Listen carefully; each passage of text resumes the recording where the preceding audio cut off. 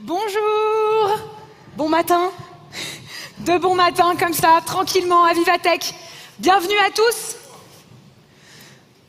Bienvenue à tous. Ouais. Bon, alors vous vous demandez sûrement qui sont ces deux filles, vraiment, qui ont 12 ans sur cette scène. Hein. Qui sont-elles? On va se présenter, comme ça on va tous faire connaissance ensemble.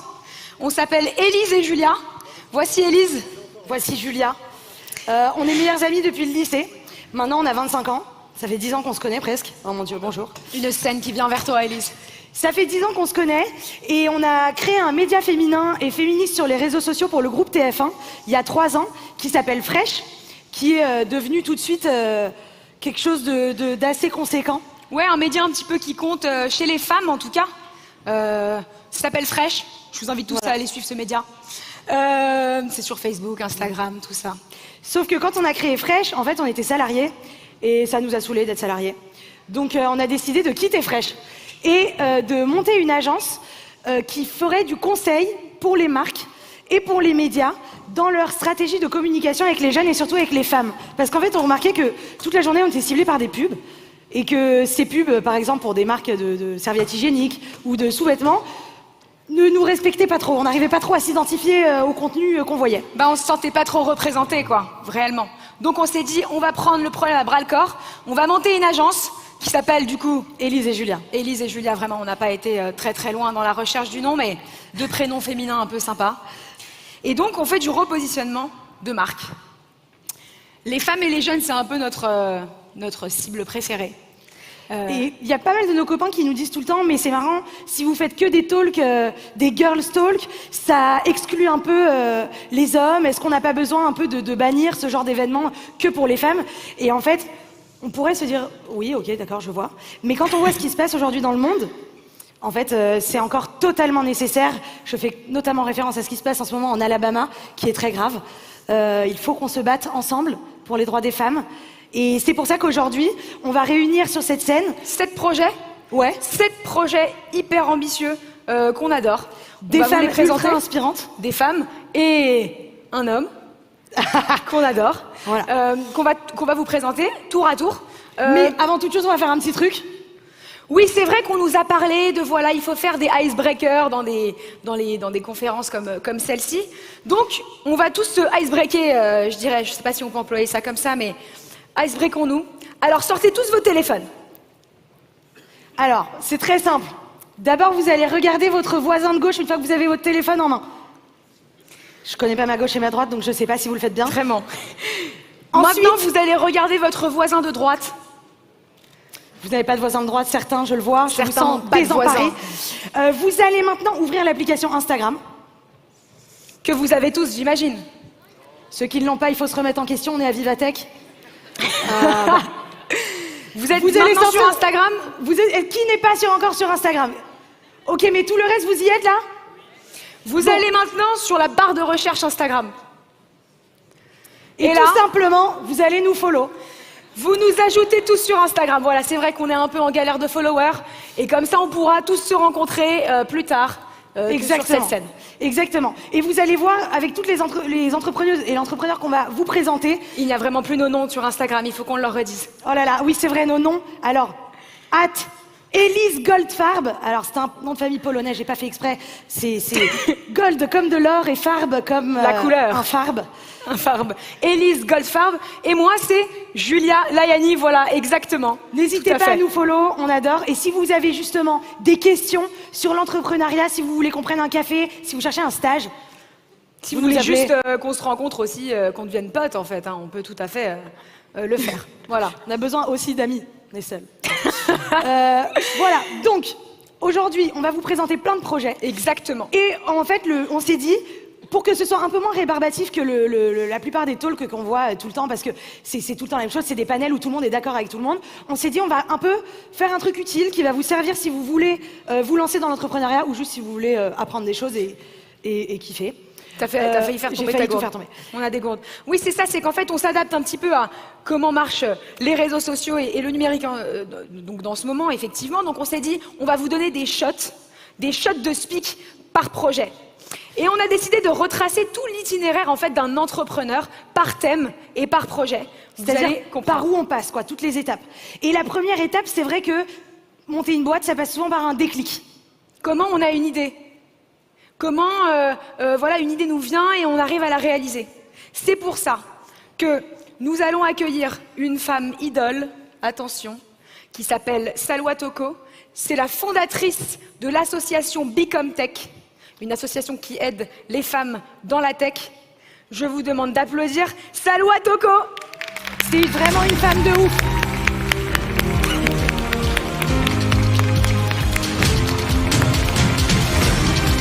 Salut Salwa.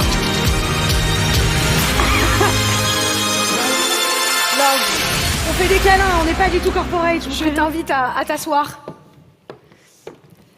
Vraiment, on est tous sauf corporate, vous l'avez compris. Alors Salwa, bonjour.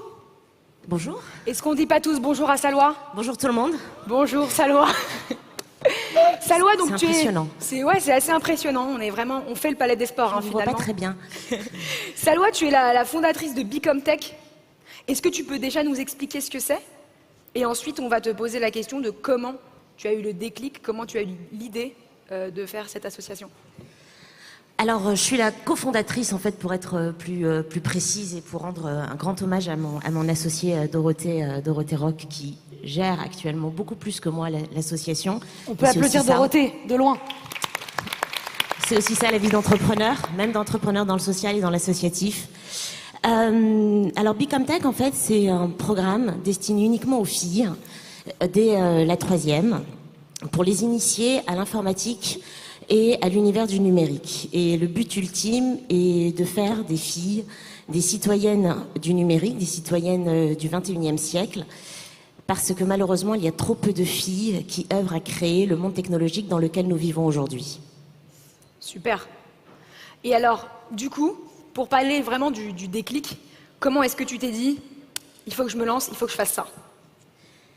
Alors, c'est vrai que l'enjeu du déclic est un enjeu important quand on décide de créer quelque chose, que ce soit dans la tech pure, dans l'économie classique ou dans le social. Moi, c'était il y a 7 ans. Il y a 7 ans, je suis invitée dans un IUT informatique qui organise un concours national à l'échelle de tous les IUT informatiques de France, qui s'appelle les 24 heures de l'informatique. Et je suis invitée pour rencontrer les étudiants et les étudiantes, mais aussi les directeurs d'informatique, parce que je travaillais déjà sur des problématiques d'inclusion numérique auprès des jeunes dans un département de banlieue parisienne, la Seine-Saint-Denis. Et quand je rentre dans la salle où se déroule ce concours, je ne vois que des hommes. Et je peux vous dire que ça fait un choc de rentrer dans une salle et de voir une centaine d'hommes, de jeunes hommes. Alors vraiment le modèle en plus geek classique, qui est véhiculé dans tous les médias. Et de là, je recule et je me dis, ok, ça doit être comme dans le sport ou dans la religion, il doit y avoir la salle des filles, la salle des garçons, je sais pas. Donc je me dirige vers les organisateurs du concours et je leur dis, alors les filles, elles sont où et où est-ce qu'elles sont les salles des filles? Parce qu'en fait, c'est plus ça qui m'intéresse. Et en fait, à mon plus grand désarroi, je découvre que non, il n'y a pas de filles. Zéro. Il n'y a pas de filles. On est en 2012, en avril 2012. Je commençais en fait à travailler beaucoup sur les problématiques d'égalité femmes-hommes dans le monde professionnel. J'ai déjà un passé d'entrepreneur en Afrique sur la tech, où j'avais créé déjà une école à Dakar en 2004. J'ai beaucoup travaillé dans les télécoms et la télévision. J'ai été une des premières à utiliser la fibre optique en Afrique, et sans être une tech pour autant. Et je commence à me poser des questions sur l'avenir, en fait. Et je me dis, mais si on n'incite pas les filles à s'orienter sur ces formations, sur ces métiers, mais quel va être leur avenir, en fait, dans le monde professionnel? Quel va être leur rôle? Et ça a été le premier gros déclencheur de me dire qu'il était hors de question que plus de 50% de l'homme planète, plus de 50% de l'humanité, soit complètement exclu de toute la révolution technologique, numérique que nous sommes en train de vivre et qui ne peut que continuer encore jusqu'à présent. La preuve en est, on est en 2019 à Vivatech et le numérique a pris de plus en plus d'ampleur.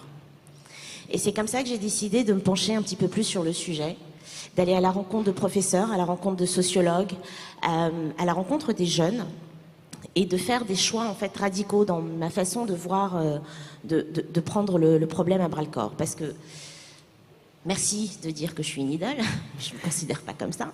Et c'est pas de l'humilité purement féminine, parce qu'on on le sait. Non, celles que je considère comme des idoles, ce sont les filles en fait que j'ai accompagnées, que je forme.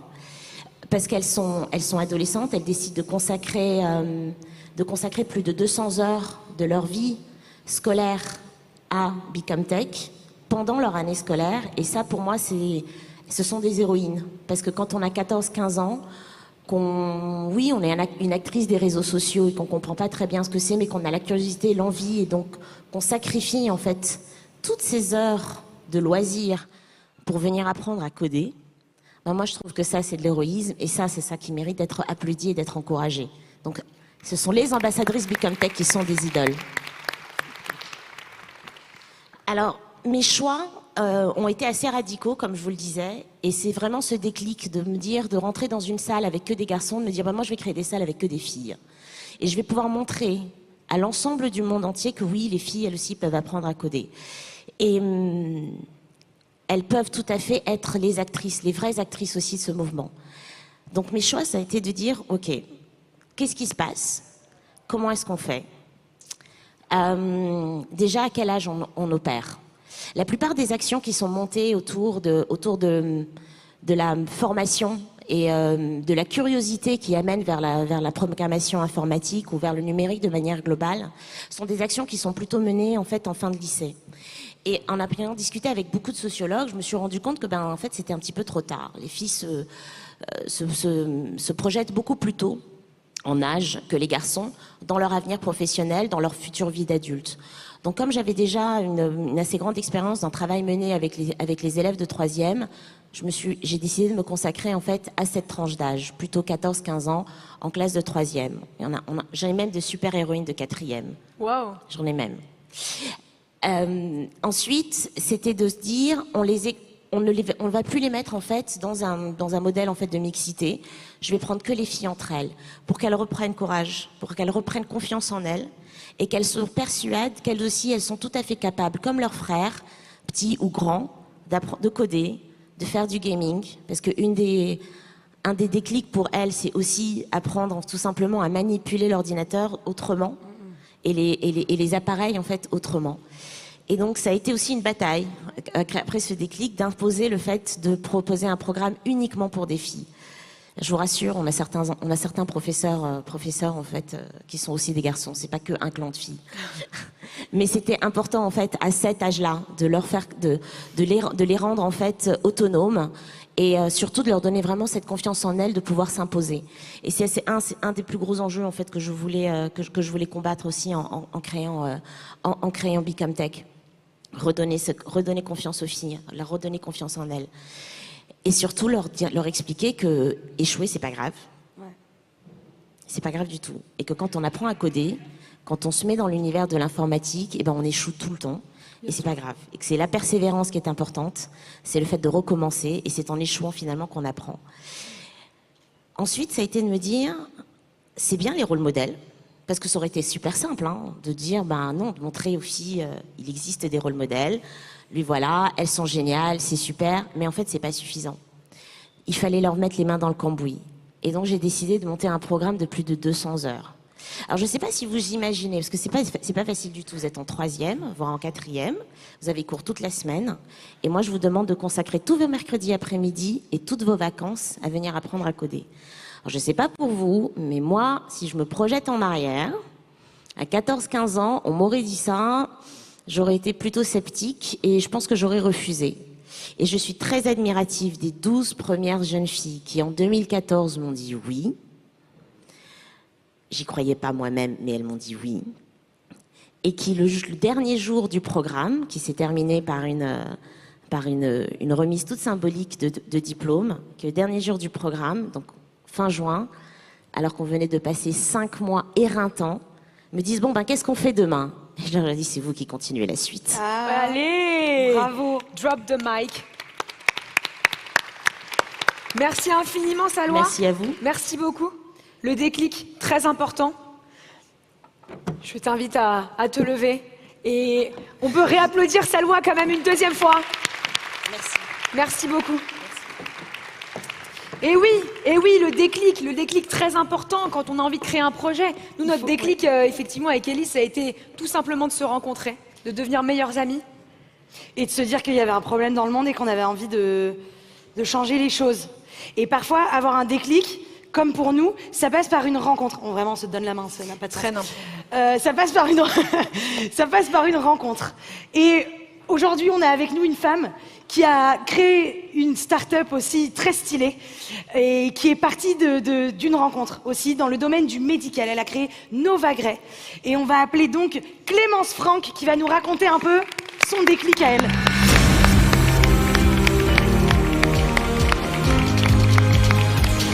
Salut Clémence.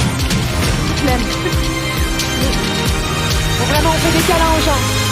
Vraiment, en plus, on s'est déjà dit bonjour. Je t'invite à t'asseoir. Alors Clémence, fondatrice de Novagray, est-ce que dans un premier temps, peut-être, tu peux nous expliquer ce que c'est Novagray? Bonjour à tous. Donc Novagray, c'est une société que j'ai fondée en 2015 qui développe et commercialise des tests de tolérance à la radiothérapie.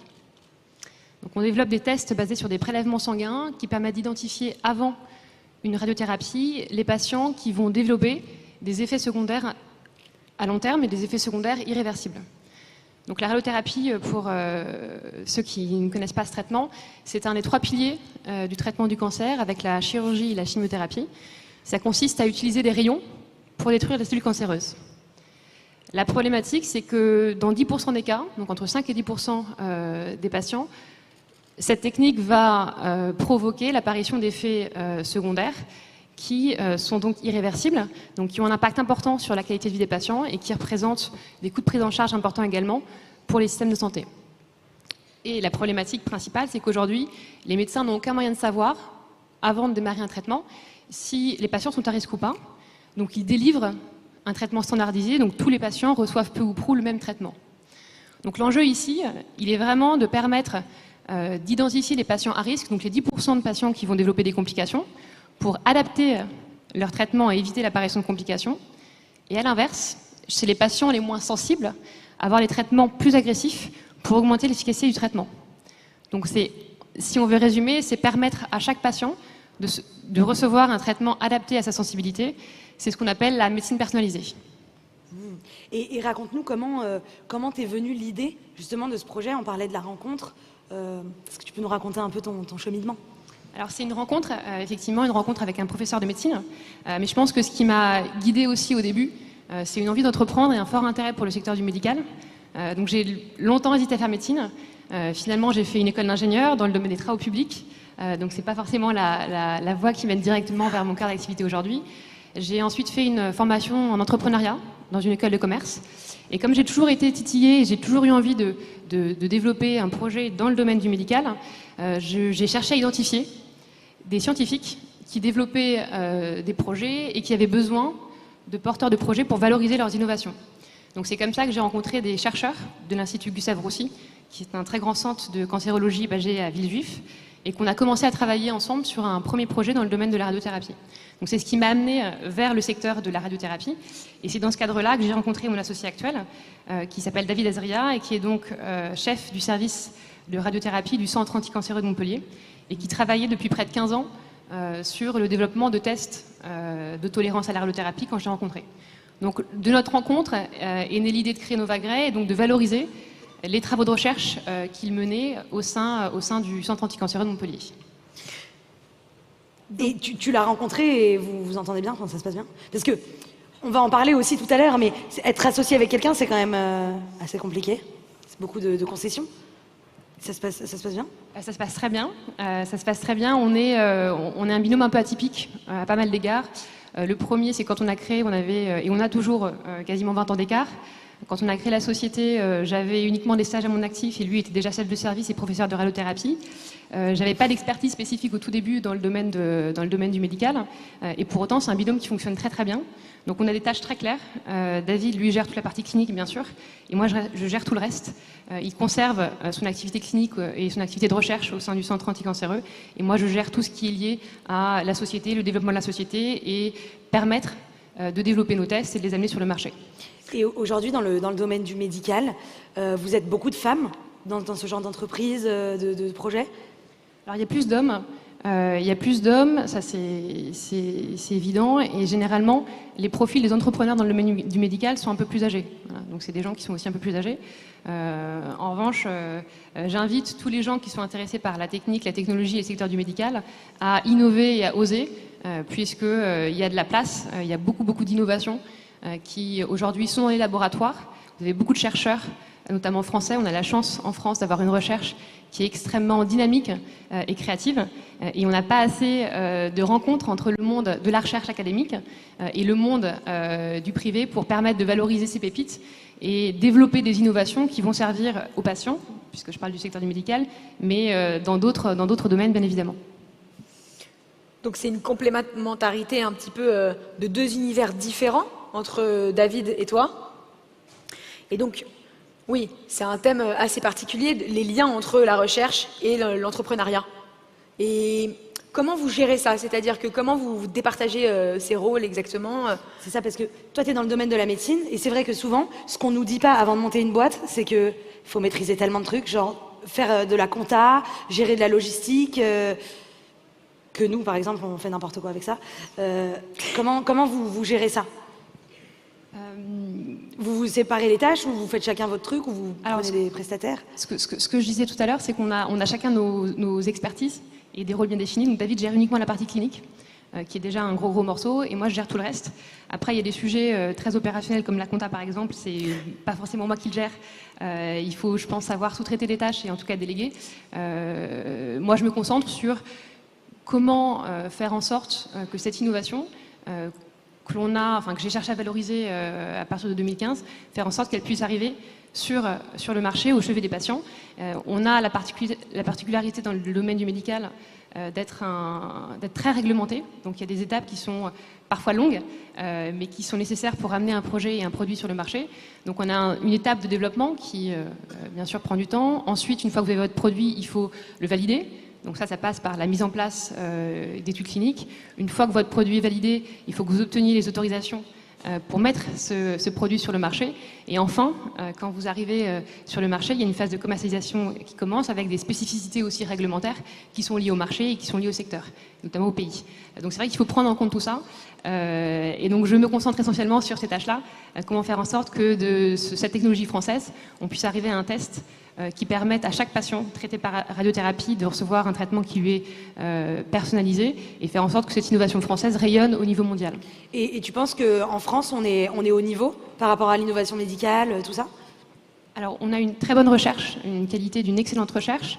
On a des équipes vraiment formidables.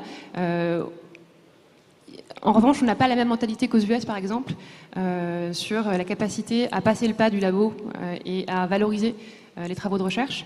Donc, il y a des initiatives qui fonctionnent bien et qui démarrent et qui arrivent à faire éclore de très belles boîtes, à la PHP notamment, l'assistance publique des hôpitaux de Paris. Je peux citer Bioprédictive, qui est une belle société qui est issue justement de travaux de recherche qui ont été menés au sein de la PHP. On n'est pas encore noyé de spin-off qui sort du domaine académique, donc je pense qu'il y a encore du travail à faire, mais les mentalités sont en train de changer. Super. Novagray, une boîte où l'entrepreneuriat est géré par une femme, on adore. Une idole également. Et on peut l'applaudir? On peut l'applaudir. On peut l'applaudir. Merci. Merci beaucoup Clémence. Je t'invite à... On te câline. Est-ce que tu aimerais dire un truc pour la fin? Je sais pas. Faire un pas de danse. Pour la France aussi. Si t'as un message, c'est vraiment pour toi. Non, le message, c'est que j'invite encore une fois tous les gens qui n'osent pas à changer de domaine, qui ont l'impression qu'ils sont cloisonnés dans un secteur d'activité particulier parce qu'ils ont fait des études dans ce domaine-là ou parce qu'ils connaissent pas autre chose, que finalement, avec du travail, avec l'envie de s'investir dans des sujets, avec de la passion, parce que c'est ce qu'on fait, c'est pas forcément simple tous les jours, mais ce qui nous pousse tous à continuer à aller de l'avant, c'est l'intérêt pour ce que l'on fait et encore une fois la passion, à trouver des projets, à trouver des binômes pour permettre de développer des belles innovations et de faire avancer le monde. Merci. Merci beaucoup. C'est vrai que Clémence, elle est associée avec un docteur, David Azria. David Azria. Et aujourd'hui, on a aussi un binôme qui vient qui vient de rien du tout, mais qui est là, qui est là avec nous. Des gens qu'on adore. Entrepreneurs. Ils sont 3 normalement, mais là ils sont que 2. Donc on fera après quand même des petits applaudissements pour la 3e qui malheureusement n'est pas là aujourd'hui. Oui, parce que c'est vrai qu'on vient de parler de la rencontre. Alors, être associé, c'est compliqué. Et justement, il y a des côtés de complications où on peut s'embrouiller, mais c'est surtout une alliance. Et c'est ça qu'on a envie de traiter aujourd'hui avec Youssef et Loubna, qui vont nous accueillir, qui ont créé Meet My Mama. Youssef et Loubna sont les cofondateurs de Meet My Mama. Allez, on se check. Des beautés. Ça va? Il faut savoir que Youssef et Loubna, on se fait des bisous, c'est n'importe. On s'est dit vraiment il y a 2 secondes en loge, quoi. En fait, il faut savoir que Youssef et Loubna font partie des premiers qu'on a interviewés chez Fresh. Ouais. On avait un format qui s'appelait La Relève, où on mettait en avant justement de jeunes entrepreneurs qui se lançaient, des femmes et aussi des hommes, parce que ça va ensemble, il faut qu'on s'allie, qu'on soit main dans la main. Et ils ont fait une super interview, je vous invite à aller la voir, ça a buzzé. Voilà. Plusieurs millions de vues. Ils vont vous raconter, en fait, ils ont créé Meet My Mama, vous allez nous raconter un peu ce que c'est, et après on parlera de votre association, de comment ça se passe, tout ça. Dites-nous tout. Ouais, merci Élise et Julia déjà pour la première interview et encore aujourd'hui. On a créé Meet My Mama il y a 2 ans à peu près. C'est vrai que c'est une association parce que rien nous destinait à nous rencontrer déjà. Moi je suis de Lorraine, Youssef d'Auvergne et Donia de région parisienne. Et la seule chose qu'on avait en commun à l'époque, je pense, c'est qu'on était 3 gourmands. C'est qu'on adore manger. Et surtout, on adore manger les bons petits plats de mama. Donc, qu'est-ce qu'une mama? Une mama, c'est une femme extraordinaire qui est passionnée par la cuisine, qui a un talent, qui a des savoir-faire, qui a des recettes qui se transmettent de génération en génération. Et c'est vrai qu'on avait vu ce talent, mais on avait aussi vu les freins que rencontraient nos mamas. À force de les côtoyer, on voyait qu'elles rencontraient des freins et surtout qu'elles en souffraient parfois. Et que à cause de ces freins, on n'arrivait pas à se lancer dans ce domaine, alors que c'est le rêve de plus de 500 000 femmes aujourd'hui de pouvoir vivre de leur talent pour la cuisine. Donc on s'est dit, on s'est rencontrés parce que Donia et moi, on avait commencé par créer un concept qui s'appelait Mama Cooking, et Youssef de son côté avait créé Mama's Kitchen. Donc, Mama Cooking, c'est vraiment comme Cooking Mama, le jeu de DS et de game de Wii. Je connaissais Cooking Mama ou pas? Super jeu en famille, entre amis. Ça nous a inspiré. Et donc c'est vrai que dans ces 2 concepts, il y avait le mot mama, le mot cuisine. Et on avait commencé ça de notre côté. Et Youssef nous a contactés sur les réseaux sociaux. Et en faisant sa petite recherche, il était tombé sur nous. D'ailleurs, pour l'anecdote, j'allais dire le seum, mais on dit pas le seum. J'étais perturbé. Si, on dit le seum, on est samedi matin, on dit le seum. Parce qu'elles avaient une page Facebook, elles avaient 650 likes et moi j'en avais 150. Et je me suis dit, ça va être chaud. Elles ont 3 ans d'avance sur moi, c'est sûr. Je vais jamais y arriver, mais je leur ai quand même écrit, malgré mon ego de ce moment-là. Et je le regrette pas depuis. Parce que c'est après ça qu'on s'est rencontrés. Mais vas-y, poursuis, je t'ai coupé. On a failli pas se rencontrer d'ailleurs, parce qu'au début on s'est dit mais c'est qui celui-là? Pourquoi il nous contacte avec le même nom que nous? Et finalement on a accepté, on s'est vu sur le quai de la gare Saint-Lazare, vite fait, on n'avait pas trop le temps. Et en fait on a... Très honnête, j'adore. Ouais, mais en fait, on a accroché et ça a été un vrai coup de foudre parce qu'on s'est vite rendu compte qu'on avait les mêmes valeurs, la même vision. Et on s'est dit, autant s'associer et autant faire ça ensemble parce que ça va pas être facile, ça va être long, ça va être difficile et autant s'allier. Et aujourd'hui, Meet My Emma, ça a fait son petit bout de chemin et on a créé donc ce parcours d'empowerment pour ces mamas qui s'appelle Empower My Mama et qui a pour vocation de leur permettre de devenir des femmes chefs, indépendantes et entrepreneurs. Donc, en gros, c'est moi, si j'ai envie d'organiser un dîner, vous faites pour les particuliers? Pour toi, oui. Allez. J'ai envie d'organiser un dîner, je vais vous contacter et vous allez me mettre en relation avec une mama, souvent, qui viennent de tous les pays du monde. C'est de la Tous les pays du monde, ça va du Sri Lanka en Islande, du Brésil au Pérou, de la Côte d'Ivoire au Maroc.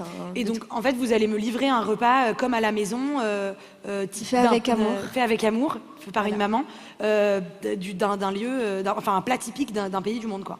C'est ça, l'idée, c'est qu'elles puissent proposer sur la plateforme Meet My Mama tout leur savoir-faire et donc proposer de vrais voyages culinaires aux entreprises, mais aussi aux particuliers, avec leur spécialité faite avec amour, c'est tout. Ouais, donc en fait, vous les rendez entrepreneuses, ces femmes. On les rend, voilà, vraiment... Parce qu'elles sont auto-entrepreneuses, non ? Voilà, on les rend chefs, indépendantes et entrepreneurs. Les trois notions sont importantes parce que dans ce parcours d'empowerment, l'idée c'est de les amener à devenir des chefs grâce à notre Mama Academy. Donc elles ont des formations à tout ce qui est lié à la restauration, le design culinaire, etc. Mais elles ont aussi des formations pour être entrepreneurs et donc des formations à tout ce qui est lié au numérique. On lutte aussi contre l'électronisme, c'est un fait. C'est le fait que certaines personnes ne savent pas ou n'ont pas accès aux outils numériques. L'électronisme. Ouais. Et donc, on forme ces mamas à toutes ces notions pour qu'ensuite elles puissent être à l'aise et avoir vraiment toutes les clés pour pouvoir se lancer. C'est fou quand même que vous donniez des notions un peu tech, un peu numériques, à des femmes qui sont complètement déconnectées. Je dis complètement déconnectées parce qu'en général, elles ont l'âge de nos parents. Toi, tes parents, ils n'ont pas de réseaux sociaux. Pas du tout. Ils Vraiment savent pas. On envoie les mails à leur place. Oui, tout à fait. Et d'ailleurs, ils suivent pas nos stories sur Instagram. Ouais. Mais donc c'est vrai que oui, la majorité, l'âge moyen de ces mamas, c'est quoi? Alors, en fait, on a des mamas. Déjà, bonjour tout le monde. En fait, les mamas, elles ont entre 20 et 65 ans. Et le point commun, c'est qu'elles sont passionnées par la cuisine et qu'elles ont envie d'en vivre et de partager leur culture. Et en fait, nous, ce qui nous intéresse dans Meet My Emma, c'est qu'on veut utiliser leur talent pour la cuisine pour leur donner un espace d'expression, parce que notre intuition, c'est que ces femmes-là, elles sont exceptionnelles et on veut qu'elles soient reconnues aux yeux de la société comme de vrais rôles modèles. Parce qu'on est convaincus que ces femmes-là, ce qu'elles portent, c'est les premières éducatrices de la société, des personnes qui fédèrent par-delà les cultures, les religions, les origines. Et on veut leur donner tous les outils pour qu'elles puissent rayonner. Ce qu'elles ont à dire sur scène, c'est ce qu'on a besoin d'entendre aujourd'hui. Et c'est ce qu'on fait via nos activités de traiteurs en entreprise aujourd'hui. Et donc du coup, la partie Empower MMA, elle est là pour leur donner des outils. Le numérique est là pour ça. Elles se connectent pour piloter leur business. Elles se connectent pour booker des formations. On fait des formations au numérique avec notre partenaire Google. Tout ça parce qu'on sait que si on les outille, elles vont cartonner, elles vont pouvoir piloter leur activité. Et donc c'est chouette parce que là, depuis le début de l'aventure, on le fait maintenant avec 300 mamas. On va probablement en avoir plus de 1000 avant la fin de l'année parce que le Pôle emploi et la CAF nous les renvoient maintenant, ce n'était pas prévu. Excellent comme partenariat aussi. Ouais. Et justement, comment vous faites, comment se passe l'association? Comment ça se passe, l'alliance entre vous deux et vous trois? Il y a Donia qui n'est pas là. Donia, on l'aime, on peut l'applaudir. Elle ne le saura pas. Mais, elle ne le saura pas, mais... C'est aussi une fille de ouf. Donia, elle est sur une autre scène de Vivatech à côté. Elle est sur une autre scène. Bon. Elle n'a Très pas fraîche. le time. Très très fraîche. Et du coup, voilà, comment se passe votre association, les liens entre alliance. vous, votre alliance? Je pense que le truc le plus important et pourquoi ça se passe plutôt bien aujourd'hui, c'est qu'on s'aime beaucoup. Et c'est hyper important. On se donne la main encore. C'est que on est avant tout de très très bons amis. Donia, c'était une amie avant d'être mon associée.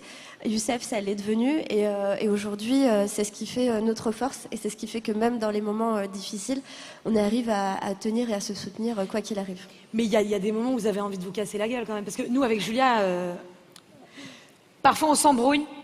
Ça peut aller très loin. En fait, on a l'habitude, vous voyez, de parler à des entrepreneurs et ils nous font croire que tout est tout le temps tout beau, tout est tout le temps tout rose. Super, on est là pour vendre nos trucs, mais est-ce que vous avez des tips utiles? Alors, il y a plein de sujets sur lesquels on n'est pas d'accord et on se prend la tête. Mais vraiment, c'est une prise de tête sur un moment pendant une réunion, mais après, En fait, moi j'ai la chance d'avoir Donia et Luna, et en fait c'est des personnes qui n'ont aucun ego. C'est-à-dire que sur nous trois, il y a, et ça c'est essentiel quand on entreprend, c'est que l'ego, il faut vraiment le jeter à la poubelle. Et ce qui fait qu'en fait il peut y avoir des prises de tête sur des sujets spécifiques quand le point est terminé et qu'on a acté une décision, même si c'est pas celle que je défendais au préalable, on est tous derrière ça. Et ça, c'est ce qui nous permet en fait d'avancer et de ne pas rester bloqué sur une situation.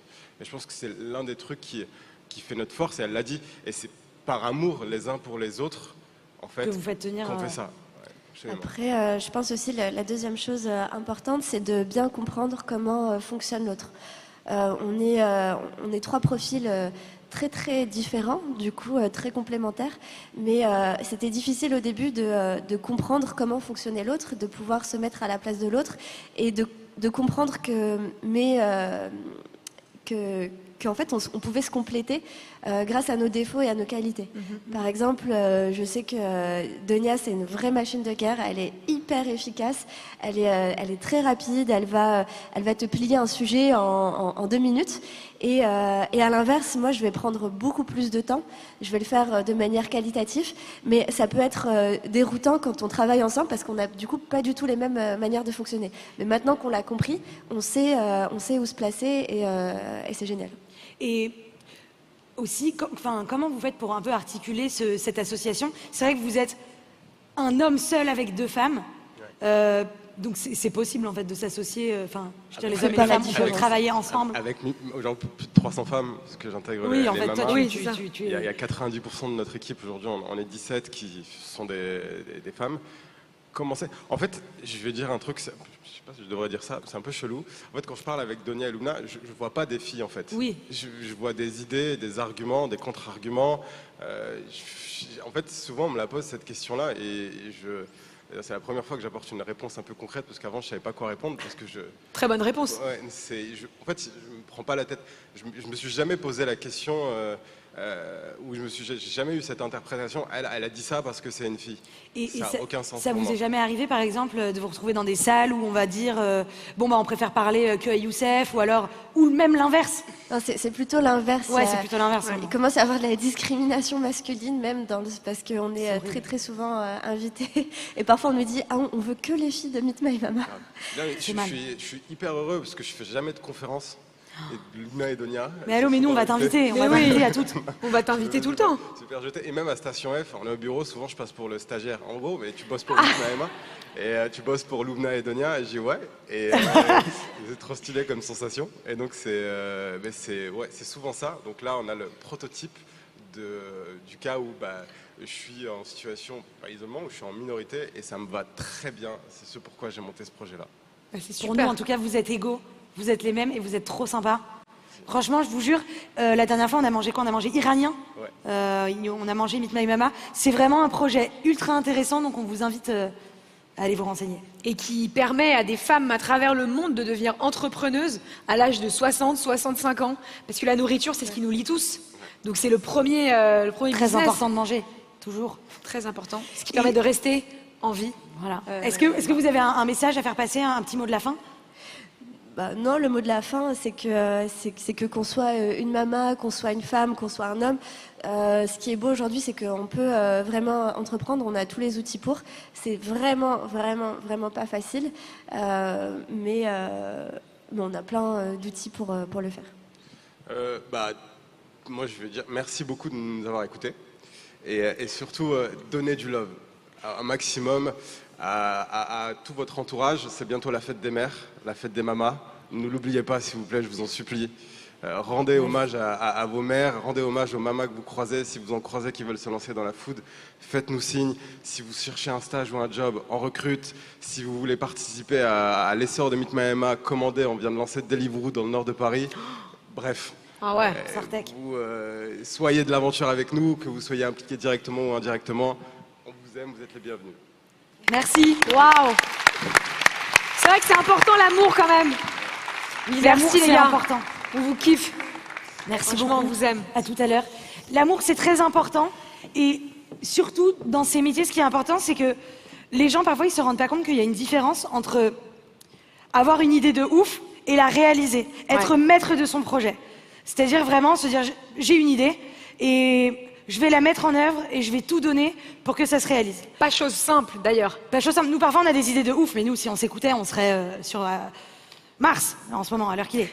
Et tout dépend à chaque fois de comment on les réalise, de est-ce qu'on les réalise tout court, et de est-ce qu'on a confiance en nous dans la réalisation de ce projet. Et comment on fait pour le concrétiser? Nous, par exemple, on est deux, on se motive tous les matins pour se dire il faut qu'on fasse ça, il faut qu'on fasse ci. Et quand on est tout seul, c'est autre chose. D'ailleurs, on a une personne qu'on adore et qu'on a envie de vous présenter, Voilà. qui s'appelle Aude, qui est là, qui va venir nous rejoindre. Aude, vous la connaissez. Ok, d'accord. Le jingle. On ne contrôle plus les jingles. Aude GG. Aude GG.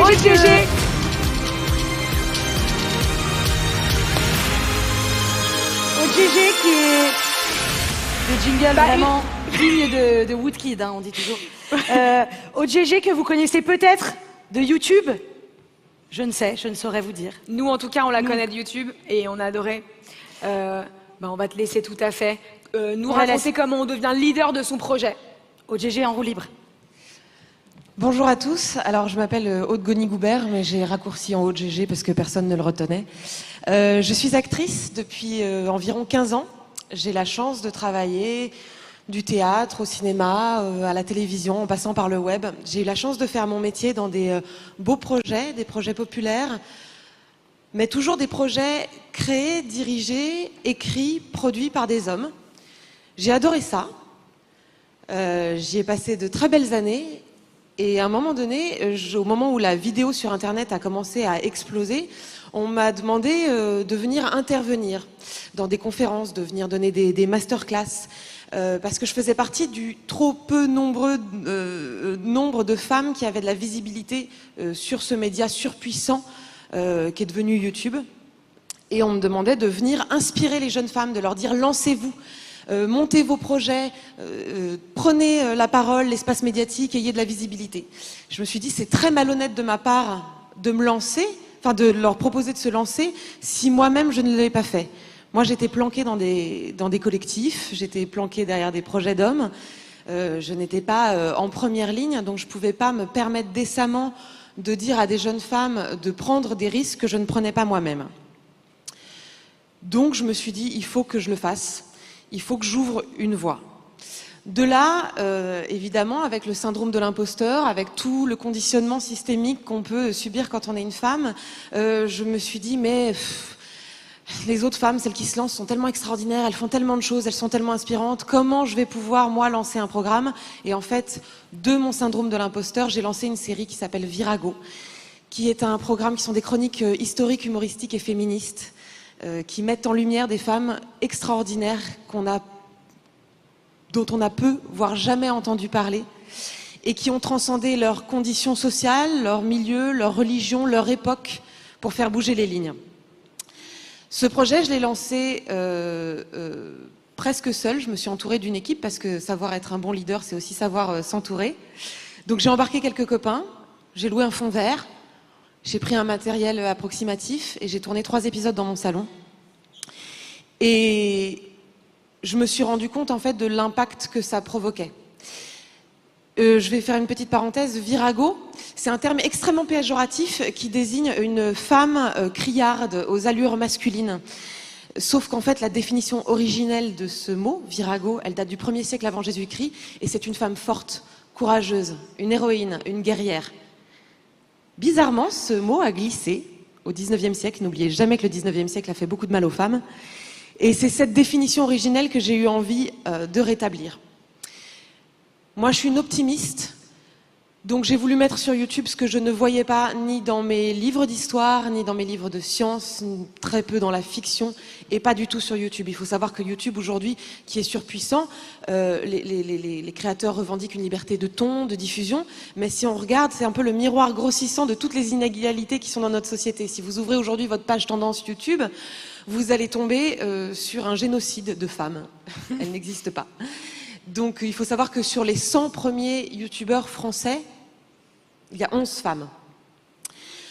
Donc, quitte à ce qu'il n'y ait pas de femmes sur YouTube, je me suis dit, non seulement je vais me lancer, mais en plus je vais parler d'autres femmes pour faire d'une pierre deux coups et inoculer la parole féminine et essayer de faire rentrer dans l'inconscient collectif que des femmes ont fait des choses extraordinaires. Moi, je pense que si on dit à toutes les petites filles, mais tu sais, tu peux être neurochirurgienne, tu peux être présidente de la République, tu peux être astronaute ou alpiniste ou navigatrice, c'est encore mieux de leur montrer que des femmes ont ouvert la voie et l'ont fait avant elles. Donc c'était tout l'objectif de mon projet à la base. Je me suis inspirée, je me suis nourrie aussi de mes personnages, que ce soit Hélène Keller, née sourde et aveugle et qui a appris à parler 7 langues, qui a défendu le droit des femmes, la cause des Noirs, des handicapés auprès de chefs d'État toute sa vie. Que ce soit Bertha von Suttner, qui est la première, qui a inspiré la création du prix Nobel de la paix et qui en a été la première récipiendaire. Que ce soit Christine de Pisan, qui en 1405 dénonce dans un manifeste l'insécurité des femmes dans l'espace public. Voilà, j'ai eu envie de mettre en lumière toutes ces femmes-là, de m'en inspirer et d'essayer de créer une espèce d'inconscient collectif très positif. Aujourd'hui, cette chaîne que j'ai montée donc seule, sans producteur, est suivie par 80 000 personnes. J'ai fait 26 épisodes totalement autoproduits. La semaine prochaine sortira une déclinaison de cette série où je vais faire 5 grands épisodes documentaires sur tous les droits des femmes et les mouvements les mouvements et les lois qui ont jalonné le droit des femmes, accompagné des archives de l'INA. Il y a un livre qui est en préparation, 60 portraits.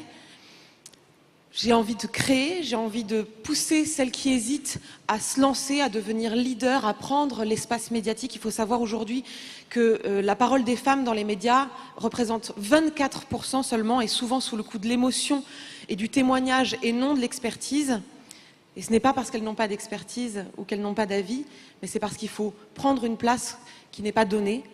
Donc moi, j'ai envie, en fait, d'être très optimiste et de pousser les femmes à devenir leader d'opinion, leader d'influence, à prendre la parole, à s'exprimer. Et le pire qui puisse se passer, le pire dans tout ça, parce que si je devais donner un seul conseil, en fait, à toutes les femmes qui hésitent et qui ont peur de se lancer dans un projet en étant leader, c'est que le pire qui puisse se passer, c'est de se retrouver 2 ans après avoir commencé dans son salon, 2 ans après, de se retrouver à parler sur une scène dans un événement international devant vous, plus ou moins stressé. Ça, c'est vraiment au pire de ce qui peut se passer. Voilà, merci. Waouh. Bravo. Merci beaucoup, Aude. Alors, la chaîne YouTube, c'est Virago? La chaîne YouTube, c'est AudeGG, parce qu'il y a le programme Virago, mais il va y avoir plein d'autres choses maintenant que j'ai commencé, que j'ai justement ouvert cette voie et que je vais continuer à écrire, produire, créer. Donc on va re-icebreaker, on va tous sortir son téléphone, on va aller sur l'application YouTube et on va ajouter, on va s'abonner à la chaîne AudeGG. AudeGG sur tous les réseaux sociaux, Twitter, Instagram, YouTube, Facebook. Hyper moderne. Je suis hyper contente de te voir dans ce genre de programme, je me lève, dans ce genre de programme parce que c'est vrai que moi je t'ai découvert avec le Palma Show, avec Studio Bagel et tellement drôle. Déjà, c'était trop drôle et je me disais, putain, cette meuf... Oh, j'ai dit un gros mot, vraiment, sur scène de bibliothèque. Waouh, cette meuf, j'ai envie de la voir plus. J'ai envie d'en voir plus, elle est trop drôle et donc c'est super. Et très inspirante, bravo. Merci beaucoup. Merci à vous. Abonnez-vous, du coup, à AudeGG sur YouTube et tous les réseaux sociaux. Cimer. Bravo. Voilà. Est-ce qu'on est vraiment leader de notre propre projet, nous? Je sais pas. Je pense que le projet nous dépasse. À vous d'en décider. Voilà. Du coup, être leader, voilà, créer un projet, s'investir, ça donne souvent, dans le meilleur des cas, du succès. De la croissance. De la croissance. Tout commence à s'accélérer, on commence à avoir des clients, de l'argent qui commence à rentrer dans la société, etc., etc. Des gens qui en parlent, il faut savoir gérer, il faut vraiment s'accrocher. Parce que parfois on a envie de tout lâcher aussi, on se dit mais attends, c'est trop pour moi, parfois j'ai envie de retourner au lit. Exactement. Parfois le succès nous dépasse. Nous, c'est un peu... Alors, je dis pas du tout qu'on a du succès de ouf, hein, attention. Mais parfois, on sait plus trop comment gérer tout ce qui nous arrive. Et c'est d'ailleurs la raison pour laquelle nous allons accueillir la fondatrice d'une application que vous connaissez tous, qui vraiment est en train d'exploser. On utilise tous maintenant. Que ma mère, dont Élise parlait tout à l'heure, qui n'a aucun réseau social, aucune application, elle ne sait même pas ce que c'est WhatsApp. Elle a quand même Yuka sur son téléphone. Et on a avec nous aujourd'hui la fondatrice Julie Chapon, qu'on va accueillir tout de suite, qui va nous parler justement de croissance.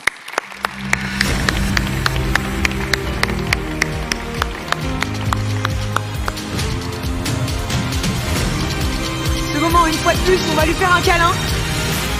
Salut Julie, merci beaucoup. Bienvenue sur cette scène. Cette musique me tue, c'est vraiment Avengers. Enfin, on est dans une sorte de Marvel permanent.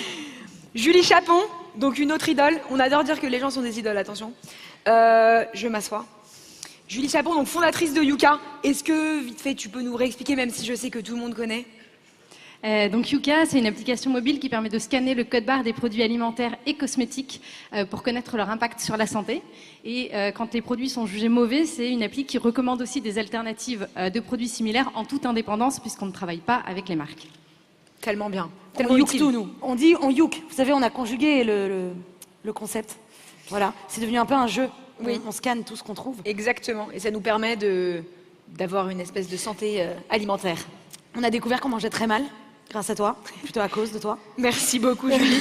Alors du coup voilà, Yuka, bon c'est en train d'exploser, tout le monde a Yuka. Bah, comment tu pourrais nous parler en fait du succès explosif que ça a pris? Et comment tu le gères surtout?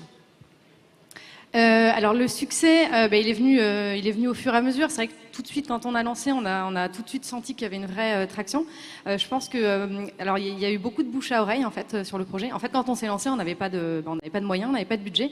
Donc en fait, on a fait ça de manière, de la com de manière assez intelligente, j'ai envie de dire, plutôt que de payer plein de publicités. Donc en fait, on a beaucoup misé sur le bouche à oreille, sur la communauté. On a écrit, j'ai écrit aux journalistes à la mano en essayant de reconstituer leurs adresses mail, en regardant les articles qui avaient été écrits sur des sujets sur la nutrition. Et en fait, ça a porté ses fruits assez rapidement. Et voilà, il y a eu un peu un emballement via le bouche à oreille. Voilà. Et après, au bout de quelques temps, c'est vrai qu'on a lancé en janvier 2017 et en janvier 2018, on a passé la barre des 1 million d'utilisateurs. Voilà. Et là on a envie de tous faire quoi? D'applaudir, je pense. Parce que 1 million d'utilisateurs, c'est assez énorme. Ouais, et là, on a passé la semaine dernière les 10 millions, voilà, au bout de 2 ans et demi du coup. On réapplaudit, On réapplaudit 10 fois trop. plus. C'est ouf, c'est ouf.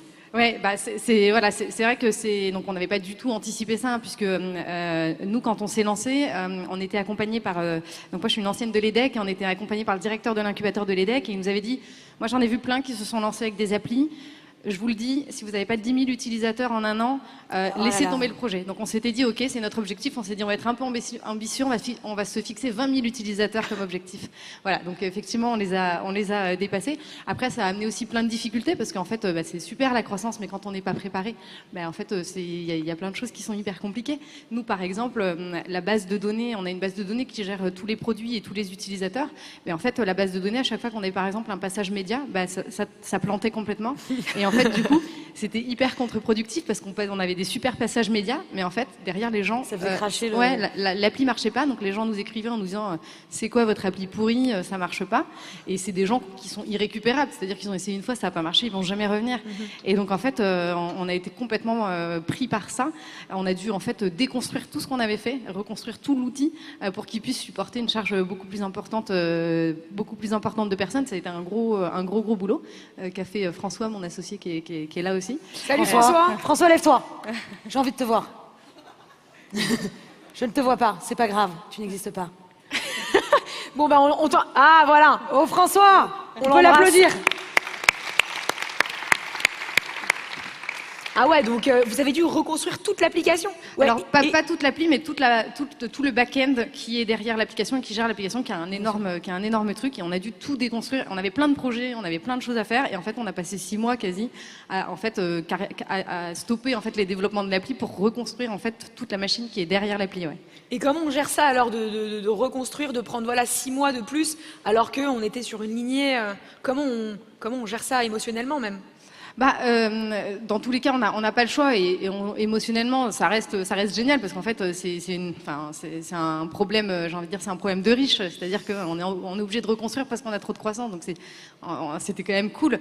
Mais c'est vrai que voilà, c'était juste un peu frustrant parce qu'on avait prévu plein d'autres trucs, on avait prévu de lancer les cosmétiques, on a décalé, on avait prévu de monétiser l'application, on a décalé, on avait prévu plein de trucs et voilà, on a juste repriorisé en fait le projet. Mais voilà, c'était un mal pour un bien parce qu'aujourd'hui, maintenant, on a une infrastructure qui peut supporter des millions de produits et des millions d'utilisateurs. Donc voilà, c'était quand même un travail nécessaire.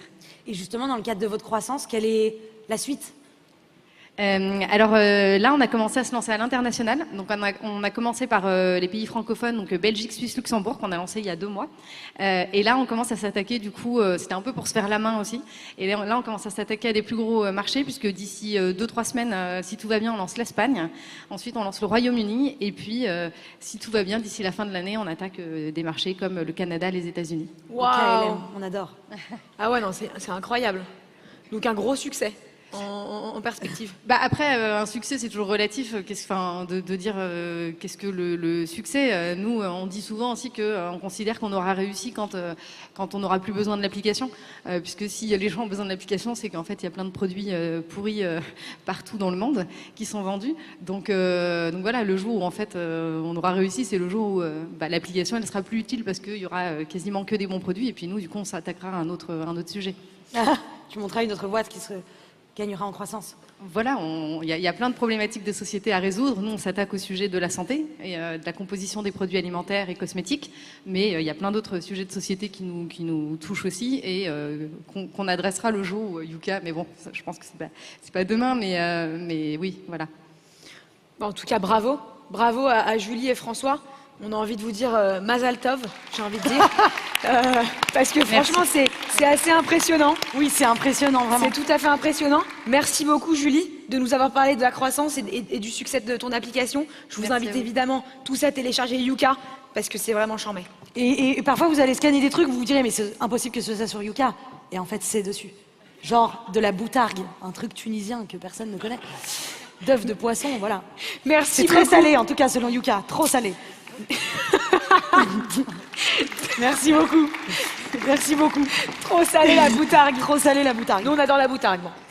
Bon, en tout cas, on vous a retracé vraiment des moments de parcours d'un entrepreneur, d'une entrepreneuse, ou entrepreneur, on dit en vrai avec un E à la fin. Voilà les moments clés.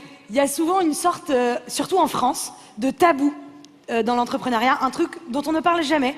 Et d'ailleurs, c'est dommage, parce qu'aux États-Unis, ils en parlent tout le temps, et ça aide beaucoup les jeunes à avancer. C'est un truc qu'on vit tous, quand on est à l'école, quand on est peut-être marié, quand on est entrepreneur, c'est l'échec. Et l'échec, c'est un tabou en France, et nous, ça nous rend folles. Nous, on dénonce. On dénonce. Voilà, on est comme ça. J'accuse.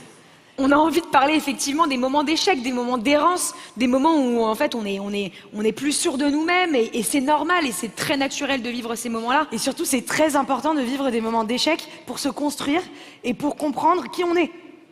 Nous, il y a plein de moments où on s'est pris des énormes vents. Une fois, par exemple, exemple tout bête, on voulait lever des fonds. Je sais même pas pourquoi, on s'était chauffé. On s'est dit, ok, on veut 2 millions d'euros. On est allé sur Google, on a tapé liste des mecs les plus riches de France. Mais on les a tous contactés et évidemment qu'on s'est pris des vents. Xavier Niel.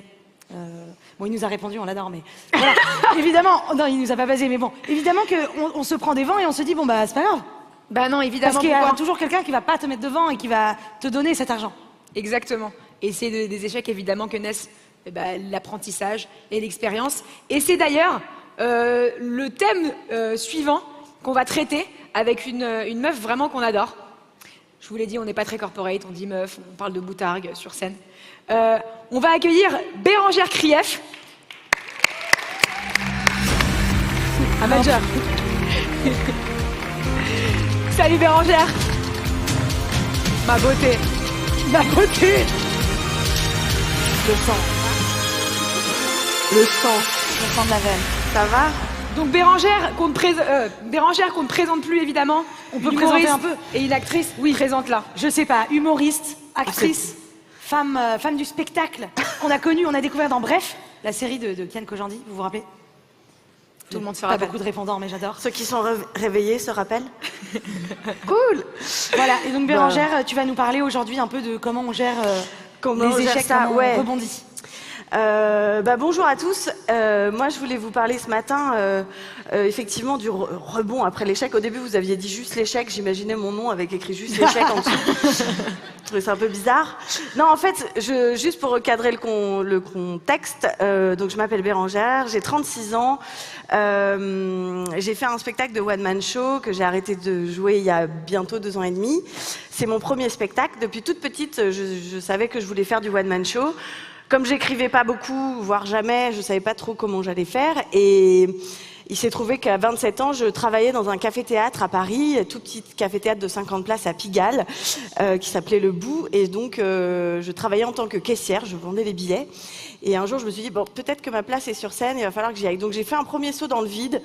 J'ai pris une date, j'ai demandé à des copains, j'avais des textes, on a fait un truc de briques et de broc. Et mon spectacle s'est lancé comme ça, un petit peu à la va-vite. Et très vite, j'ai senti que c'était ma place et que tout s'est enchaîné très très vite.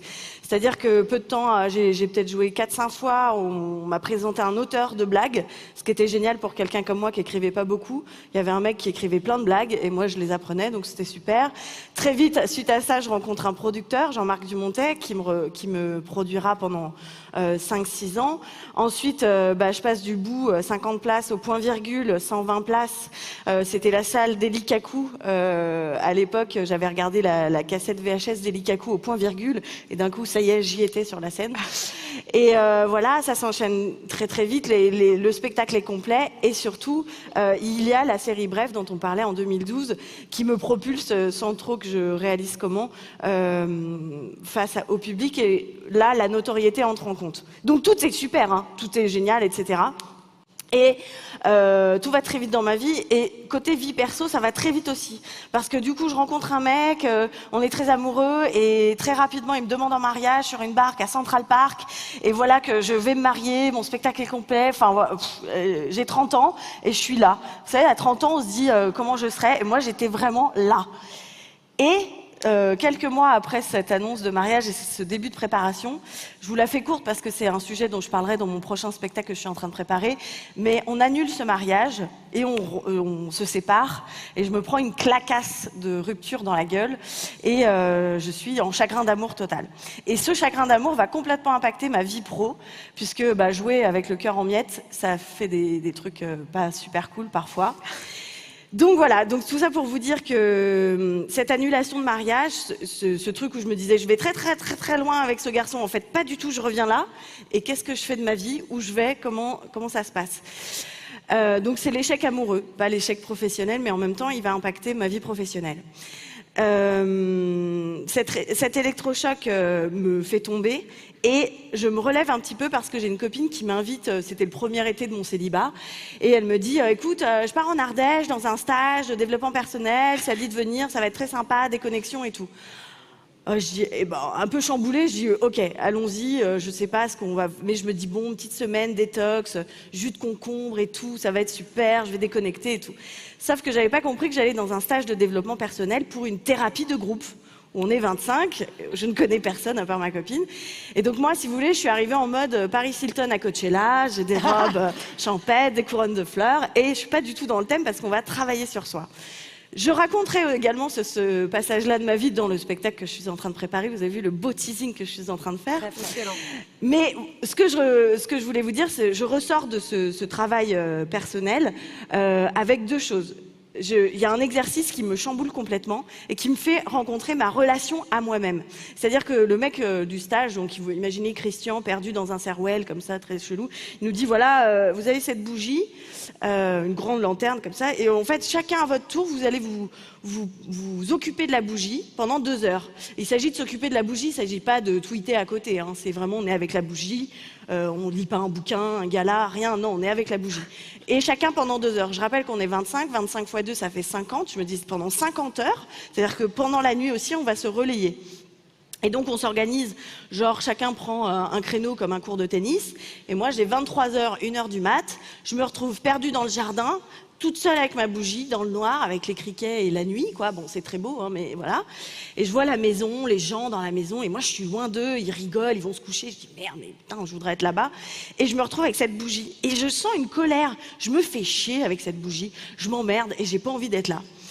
Et c'est le lendemain que j'ai compris que cette bougie, en fait, c'était moi, quoi. C'est s'occuper de la bougie, prendre soin de soi. Et moi, je suis là et je me dis, donc ça, c'est ma relation à moi. Je me fais chier avec moi-même. Donc ça, c'est le premier point avec lequel je pars. Et le deuxième, c'est apprendre à s'écouter, à m'écouter. Et quand il y a quelques temps, j'ai découvert une phrase de Simone de Beauvoir qui m'a fait un uppercut. Cette phrase, c'est « J'accepte la grande aventure d'être moi ». j'accepte la grande aventure d'être moi. Et c'est ça que j'ai fait à ce moment-là, c'est de me dire, ok, en fait, on arrête tout le bazar, je repars de moi et je m'écoute. Ça veut dire de quoi j'ai vraiment envie, comment j'ai envie de travailler, qu'est-ce que j'ai envie de faire. Si vous voulez, moi, mon premier spectacle, je l'ai fait avec des gens autour, un auteur et beaucoup d'hommes autour de moi. Un producteur qui connaît son métier, un auteur qui connaît son métier, un mec des Lumières qui connaît son métier. Donc moi, je fais confiance. Mais en faisant confiance comme ça, oui, parce que j'ai une qualité, c'est vrai que je voulais vous dire, j'ai une qualité, c'est de bien m'entourer. J'ai choisi toujours très bien les gens qui m'entourent, mais à un moment donné, Bérangère est un peu entre parenthèses comme ça, et donc les gens autour s'occupent de ce qui... Mais moi, je ne donne plus mon avis. Donc c'est ça que j'ai fait dans mon premier spectacle qui a très bien marché. Et aujourd'hui, dans mon prochain spectacle, je repars de moi. Je me dis, mais de quoi j'ai vraiment envie? Et dans l'univers du one-man show, c'est un milieu très masculin. Il y a beaucoup d'hommes. Et au début, je dirais que j'étais beaucoup dans mon masculin aussi. Je suis arrivée, je sais pas si les gens se souviennent de moi en 2012, j'étais comme ça, je disais, oui, je crie très fort moi aussi. Et puis avec le temps, je travaille sur mon féminin, et puis sur, voilà, j'ai plus besoin de faire des grands gestes pour qu'on m'écoute, je le vois bien. Et donc voilà, tout ça pour vous dire qu'aujourd'hui, je prône cette connaissance de soi en fait. Savoir voilà, fermer les yeux et se dire je suis avec moi et je suis en sécurité quoi. Tout va bien puisque je suis avec moi et je sais tout ce que j'ai envie de faire pour moi. Parce que souvent quand il m'arrive un truc, je vais appeler une copine, je vais appeler quelqu'un, je vais demander l'avis. Alors c'est bien de demander l'avis, mais son avis à soi c'est le seul truc qui est juste et qui génère le bazar. Ça, c'est le temps? Ouais. Ouais, j'ai bientôt... Non, mais t'inquiète, on est ouais, bien, on là. est cool. Je suis en speed, je suis là, Fort Boyard, sors Panique, clé de cidre, qu'est-ce qui se passe? Donc voilà, donc si vous voulez, c'est ça que je veux dire aujourd'hui, c'est que pour mon mariage, il y a un mec qui m'a demandé en mariage, j'ai trouvé ça cool parce que dans ma tête de fille, on m'a inculqué que si le mec il te demande en mariage, t'es une fille géniale, mais au fond de moi, quelle est la place du mariage? Quelle est la place de mon métier dans ma vie? Est-ce que j'ai envie de dédier toute ma vie à mon métier? Est-ce que j'ai envie d'avoir une vie de famille? Et en fait, de vraiment centraliser tout à partir de moi. Et c'est cet échec-là, en fait, pendant longtemps, j'ai été très en colère. Vous imaginez bien quand le garçon qui m'a demandé en mariage, puis m'a dit, je sais pas vraiment, en fait. Je me suis dit, attends, mec, tu me demandes, j'ai rien demandé. Tu me dis non, oui, je sais pas. Et ça m'a énervée. J'étais en colère et j'étais dans ce féminisme où on dit, ouais, les mecs. Et en fait, je me suis dit, mais en fait, la vie, elle m'a pris comme ça, elle m'a fait, pour que je me réveille. Elle m'a dit, tu veux faire quoi? Tu veux vraiment te marier? Bah vas-y, va au bout du truc.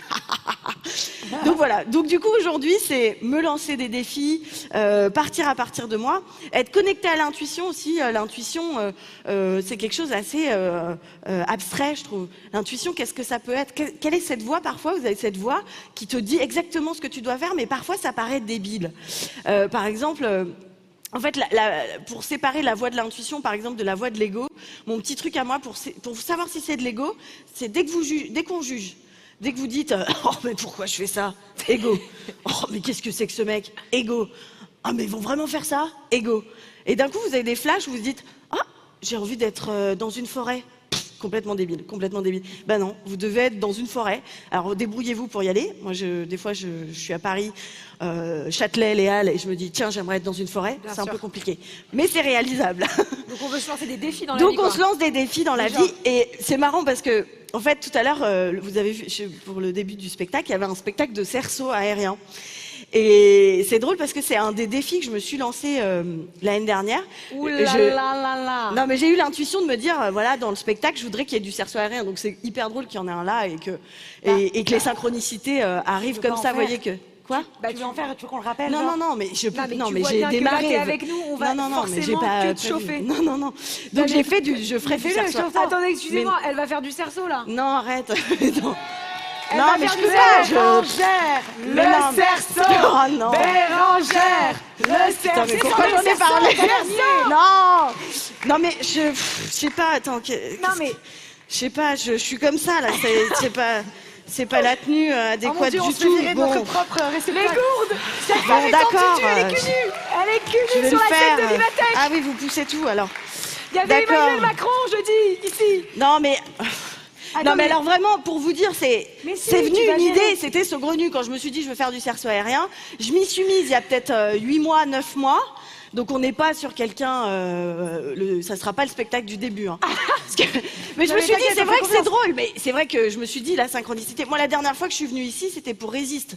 Et dans Mais Régis, j'ai vu il y a Régis prouve que aussi. tu existes. Donc je me dis, ok, je vais le faire. Bon, bah Tu voilà. veux qu'on t'aide? Non, non, bah pour l'instant, Voilà. ça va. Je vais La vous grande montrer. aventure d'être soi. Bérangère Krief. Bérangère et son cerceau. C'est nimp, j'adore. C'est nimp total. Non, mais vous allez voir, je vais pas faire. J'ai même pas mis de musique parce que c'est une démo. Je vais vous expliquer ce que je fais. On se met quoi? On se met du Beyoncé là ou quoi? Mais non. Non, non, non. Non, non, mais t'inquiète. Alors là, bon, je vais monter un peu pour prendre un peu de hauteur. Ah oui, oui, non, alors d'accord. Ah oui, d'accord. Voilà, donc... Donc ça, c'est la hauteur. Bon, bah, une fois que je suis là, bon, bah, je suis bien, mais je peux pas bouger, hein, pas encore. Je suis à un niveau où je... Ah oui, non, t'emballes pas. Ah oui, vous êtes très beau. Donc là, je peux pas encore bouger, donc c'est pour montrer que dans Oser des défis, bah, il y a des étapes. Et par exemple, là, c'est une étape que je ne suis pas encore prête à franchir. Si tu peux c'est peut-être pas me grave. faire redescendre un tout petit peu, voilà, que je puisse montrer un petit peu mes talents. D'ailleurs, c'est drôle parce que je suis venue mercredi pour la répète et c'est la première fois que je faisais ça, tu vois, j'en fais vraiment pas depuis longtemps. Et du coup, j'ai pleuré parce que j'ai pris conscience du truc, quoi, du bazar. Donc voilà, il y a des petites postures. Alors déjà, il y en a une qui est sympa, tu vois, où tu te mets vraiment le cerceau dans le cul comme ça, voilà. Et ça s'appelle le Pierrot. Alors s'il y en a une de vous deux qui peut me faire tourner, parce que ça je sais pas encore faire, mais tu vas voir, c'est assez joli. On l'a fait tourner par où? Voilà, bon, comme tu Dans veux. le sens des aiguilles d'une montre. C'est Voilà. pas du tout par là. C'est pas ça. C'est bien, mais si, c'est bien. Voilà, donc là j'ai l'air détendue et fraîche. Vivatech. Voilà. Vivatech devient vraiment... Non. Ensuite, il y a un autre mouvement que j'aime bien. Donc pareil, cerceau dans le huc. Souvent... hein, Voilà. Et là, eh ben on étire, hein, la beuge. Ouah. Fou fauvent, on adore. Tu peux lancer un petit... Voilà, et là il y a un truc... Bon bah, ça c'est pas... Facile, c'est Si, énorme. hein. Un petit mouvement. Tu vois, c'est ça que j'ai pas. Donc Oh, mon voilà, Dieu. bon voilà. Attention, oui, c'est dangereux. Ouais, je suis pas encore prête, mais celui-là, je l'aime bien. Ah. Pose de biatch. Et alors, ça, c'est un mouvement qui fait très mal et que j'appelle triple chatte. Vous allez voir. Ouais. J'adore. Il y a des trucs comme ça où aussi, pour moi, le cerceau, c'est aussi apprendre à se jeter dans le vide. Tu peux m'arrêter, je vais vomir mon croissant. Voilà. Une rotation. Et alors, ça, c'est un petit mouvement qui fait très peur, mais que j'aime bien, et qui est pour moi la symbolique de se jeter dans un projet. Si vous avez envie de vous jeter dans votre projet, pensez à ce que je vais faire maintenant et vous verrez qu'il va rien se passer. Oh! Ok? Je le refais. C'est une rockstar. Ouah, je ferme les yeux et tout. Très sportive, très Bon, voilà. athlétique. Et alors, il y a juste un dernier mouvement que je vais faire. Est-ce que tu peux me tourner vers pour que je regarde le mur? Parce que la préparation, je voudrais pas qu'on voit trop ma chatte. Vous allez voir. Attends, tiens-moi, voilà. Bien sûr, je suis là. Ah, mais parce que sinon, je vais vraiment payer ma chatte au Dôme de Paris et bon, voilà. Je suis pas prête. Hop. Et là, tu peux me faire tourner. Vraiment, ce moment Franchement, est il y a complètement... un an, je pensais pas que je payerais ma chatte ici, hein, mais vraiment très heureuse. Eh bien, écoutez, elle a du coup payé sa chatte, hein, clairement. On le dit sur cette scène. Tu vois, j'arrive pas à me relever encore. Attends. Ça devient vraiment juste du kiff. Voilà. Bravo. Bravo, Bérangère. Et en fait, c'est la fin. C'est la fin. C'est la C'est fin la de fin. ce Merci talk. beaucoup, merci de m'avoir écouté et d'avoir regardé cette belle performance artistique. Merci à tous d'avoir été là. Merci. N'oubliez pas, Attendez, avant de vous lever. ayez confiance en vous. Vraiment, que vous soyez un homme ou une femme, aidez-vous, c'est le plus important, c'est la bienveillance entre nous. Si on s'aide, le pire truc qui peut nous arriver, c'est qu'on ait fait un truc bien. Parce qu'on a aidé quelqu'un en fait. En fait, le pire des trucs qui peut nous arriver, c'est juste d'avoir essayé de faire des trucs. C'est ce qu'on essaye de faire en permanence, nous, Voilà. essayer. Faites preuve de bienveillance, de sympathie, D'amour. on est là pour kiffer, on n'est pas ici pour souffrir, comme dirait une certaine vidéo qui buzz sur les réseaux sociaux. Donc, kiffez la vie. Juste après, on va juste faire une photo de groupe. C'est Ouais, évidemment, venez, c'est venez, classique. on se fait Et une photo de attention, team. si vous voulez rester ici, juste après, il y aura un super événement. Il y aura en fait le tribunal des générations futures, Exactement. organisé par Uzbek Erika, qui est un média qu'on adore. qu'on Un suit média sur, trop cool. Vous allez Voilà. rester, oui, restez dans cette salle. Et les meufs et le mec, on les applaudit encore une fois tous. Merci d'être Merci restés à avec tous. nous. On se met autour de Bérangère. Partez pas, hein. Profitez parce Me laissez pas. que les autres talks vont être hyper corporate. Je rigole, ça va être super. Bravo, Violatek. On adore. Bravo, Attends, mais Je crois qu'il faut se mettre en V. Moi, je vais me faire comme ça. Attends, je vais me faire une pause de biatch. Vraiment. Je sais pas. Viens avec moi. On Ok. fait des figures de style. Tant qu'à être en culotte au Palais des Sports. Qui on regarde? Vraiment, qu'est-ce qui se passe? On adore. On en fait une corporate. Ouais, on fait une corporate, ça marche. Attendez, je peux pas être corporate. Bérangère, sois corpo. Merci à tous pour cette conférence. Merci. La tech vous nous donne des ailes. Merci les meufs. Gros bisous à tous. Kiffez bien votre journée.